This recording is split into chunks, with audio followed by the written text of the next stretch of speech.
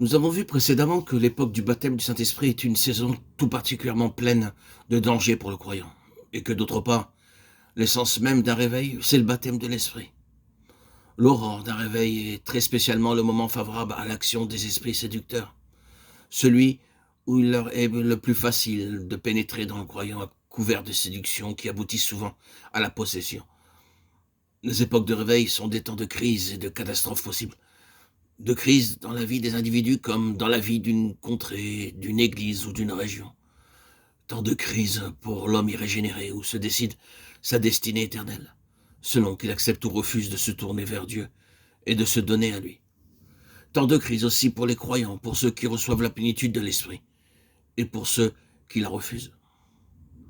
Pour ceux qui se laissent attirer, fléchir, et qui reçoivent le Saint-Esprit. C'est le jour de la visitation du Très-Haut. Pour d'autres, pour ceux qui n'ont pas atteint un même degré de croissance, c'est l'heure unique de décision. Deviendront-ils spirituels ou resteront-ils charnels? 1 Corinthiens 3, 1. Choisiront-ils d'être toujours vaincus ou de rester stationnaires? Ou bien iront-ils de l'avant, vainqueurs?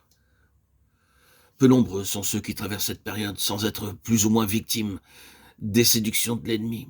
Et ceux-là seuls, qui ne craignent pas d'exercer raisonnement et jugement, peuvent espérer échapper à l'activité subtile des puissances surnaturelles du mal.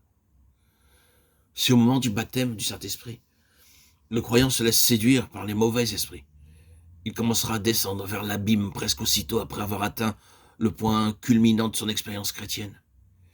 Et à moins que ses yeux ne s'ouvrent, à moins qu'il ne rejette la séduction, il s'enfoncera toujours plus profondément dans l'erreur et l'esclavage de Satan, de sorte qu'il deviendra inutile pour le service du Maître.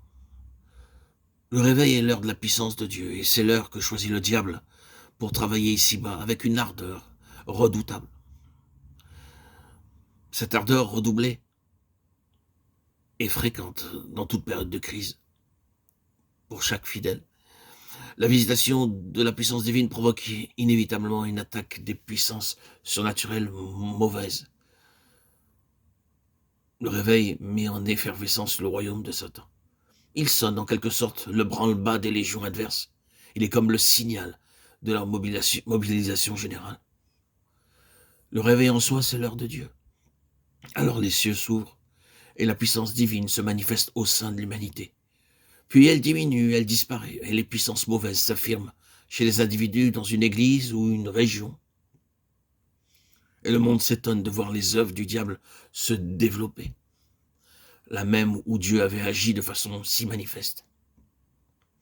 On ignore que le diable se met à provision et faisait son œuvre dès l'aurore du réveil.